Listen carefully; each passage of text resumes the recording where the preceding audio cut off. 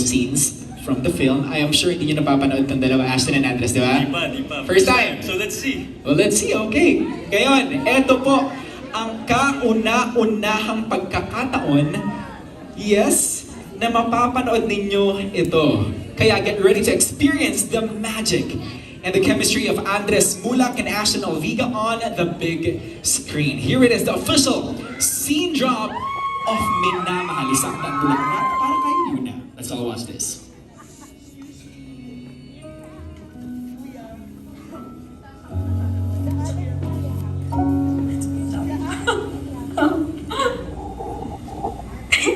Tingnan mo to.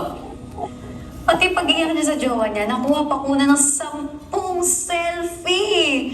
Grabe, hindi ko maintindihan kung bakit kailangan mong mag-picture habang umiiyak. Diba? Ang itsura niya. Ano to? Sad react. Oh. Ano na? Nagka-boyfriend ka na ba before?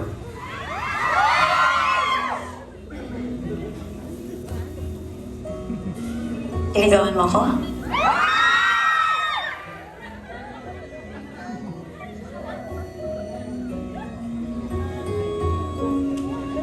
Pwede ba?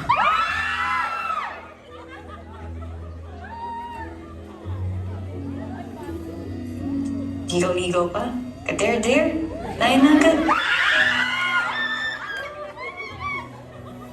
Seryoso ka ba? Baka may kadutong charot pa yung sentence mo. Oo nga. Basta, ito lang kondisyon ko, Rafi. Kung paano tayo sa isa't isa ngayon, ganito lang tayo. Chill lang. Walang drama, walang... Ka-dare-dare? Eksakto. Understood? Ma'am, yes ma'am.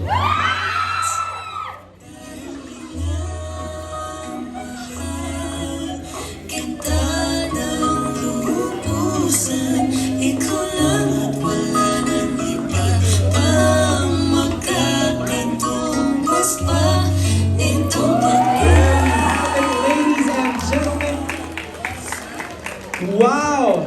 A scene drop from this movie Minamahal, Isang Taang Bulaklak para kay Luna. Ka-dare-dare! Pero alam mo tama yun, chill lang naman talaga sila. Parang in real life. Chill lang tayo mga nagtatrabaho, maging magkaibigan, di ba? Ayan, we have here, Direk Jason Polak Samana, Ashton, and of course, Andres.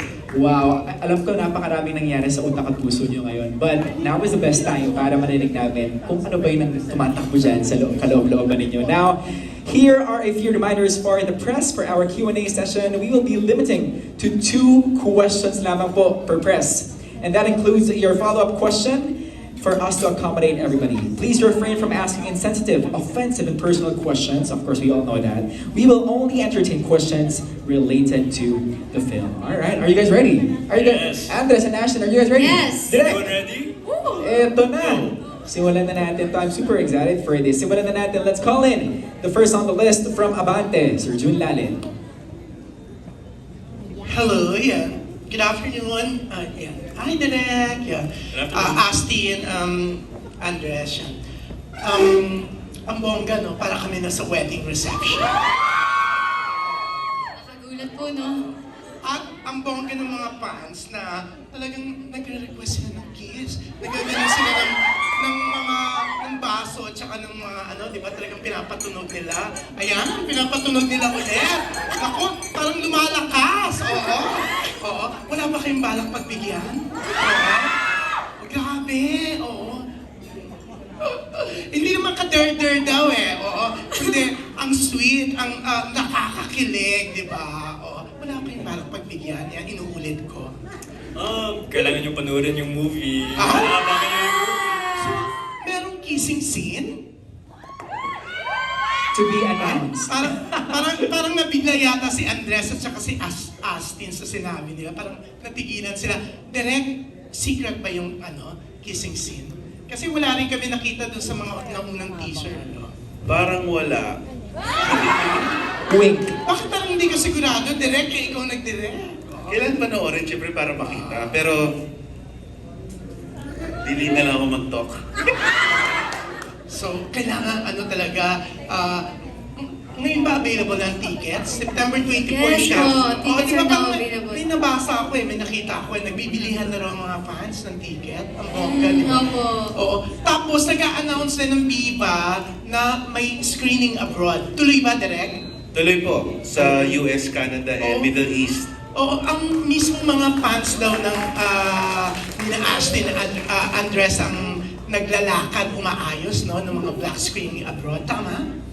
Opo, tapos marami pang ibang countries na hindi pa showing pero talagang yung fans nila kinakalampag. Ako personally sa Instagram ko, mga taga-Pakistan, taga-India, taga-Latin America. So, ang lakas talaga ng nila, global following nila.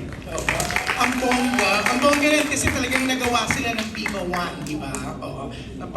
Yan. Pero ano ba dapat namin i-expect dito sa Minamahal? Oo. Kanina while driving, no, nasa Skyway ako, naman parang tumutugtog sa isipan ko yung theme song ng movie. Ang tindi ng dating ng Minamahal. So, yeah, kayong tatlo, anong dapat i-expect namin with Minamahal? And bakit pala binalik sa yung subtitle, 100 Bulaklak para kay Luna? Kasi as of yesterday lang daw yan eh. Bali yung, ako personally, yung kailangan abangan ng mga tao. Kasi ano pa sila eh, parang hindi pa talaga sila lumabas sa big screen as lead actors, especially Andres. Yun ang isang major reason na kailangan abangan natin to kasi genuinely speaking, talagang they're stars in the making talaga. Superstars in the making. And I'm very honored na ako yung parang nagkaroon ng honor para gawan sila ng pelikula. Ang swerte mo nga raw, Direk eh. Kung ano yung nakikita ko sa pag nagdidirect sa kanila, yung magic na dinadala nila sa screen, I'm excited for other people, kay fans man or casual viewers, to witness that magic that I see every time we shoot. Yan. Ang bongga nga kasi talagang expected na lahat. Blockbuster, di ba? Lahat excited, di ba? So yan, Astin and Andres. Sa akin naman po, ang dapat nilang abangan is yung lesson na pag magmamahal ka, sige, ibigay mo lahat, pero wag mo kakalimutan magtira para sa sarili mo. And Andres. Yes, I think everyone should watch out for the themes of love in this movie and how all of us, we experience love in our lives, whether it's giving love or loving something, or we love the things that we do. And I think this movie shows just the challenges and the journey that love brings, whether that's the ups, the highs, and the downs and the lows. Yan, ang bongga ng pagkakasabi mo. Pero ang bongga, no, Astin, Andres, grabe ang support ng fans. Kitang-kita sa Viva Arcada, kitang-kita dito, and around the world, no? Yes, yun nga. Firstly, I would like to thank, all the fans that are here today. You guys all here in the back.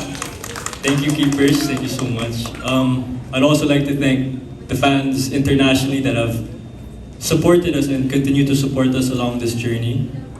Sa totoo lang, we never really expected any of this to happen, and coming from Ang Mutya ng Section E to now here our first film with the great JPL as our director. Seriously, it's really an honor that I'm really happy. Me and Ash are both really happy that we got the opportunity to work with JPL. I know that they have worked together in the past, but ako naman, I'm really grateful for you, Direk. I'm learning a lot as we go, and it's really an honor.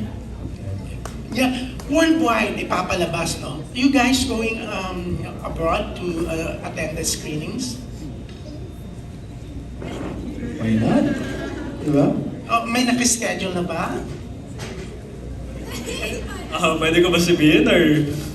Yeah, para mas abangan. Yes, we're working on the scheduling now, but there will be showings internationally. We just cannot confirm exactly all the places just yet, but expect to have at least one. Yeah. Heard from my friends from Spain, no? Madrid, that a lot of Filipinos there, they're organizing screenings, no? Kasi they're all so excited na makita ka ulit at isama mo daw si Astin sa pagbabalik mo sa Madrid. Kasi ang daming mga naging friends nun eh. Yes, marami kong mga Pinoy na friends sa Madrid and miss ko sila talaga kasi they were my livelihood and they helped me survive talaga throughout my college experience. And sana, if we could have the chance to go back to Spain also so that Ash could see, I can take her around kasi Madrid, you know. Yeah. And it would be really great if we could get the chance to have a vlog screening sa Madrid. Yeah, ang bongga, mukhang gusto mo siyang ilibot nga talaga sa sinabi mo. If there's three places in Madrid na special sa'yo, saan mo siya dadalhin and why? In Madrid, para sa akin, siguro Retiro Park sa Madrid, which is like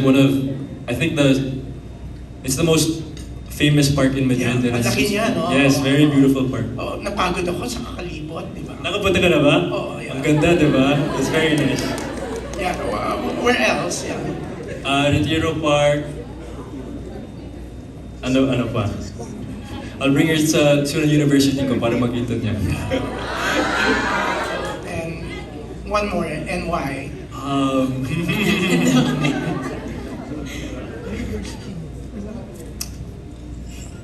Where else pa in Madrid? Basta I will tour her around. Pag nandyan na, if the opportunity is there, then yun na. Ayan, aabangan niya ng mga fans nyo. Katulad ng aabangan nilang minamahal on September 24. Congratulations Thank and you good po. luck! Thank you so much, Doc. Ayan. Maraming salamat po. Wow. May passport ka naman na, Ashton. Meron. Ready na nga ako. Pero, Ready ka na? Ayun pala yung nakapapakit din ng maleta. Parang pumunta ka na ngayon sa Madrid. Okay guys, pero for the information of everyone, again, we're gonna be showing on September 24th sa Philippines po yan, 26th sa USA and Canada.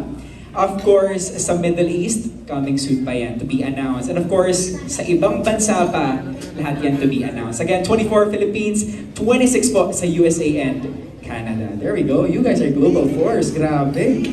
Talaga naman itong mga friends ko to. Okay, ito na tayo. Next on the list, we have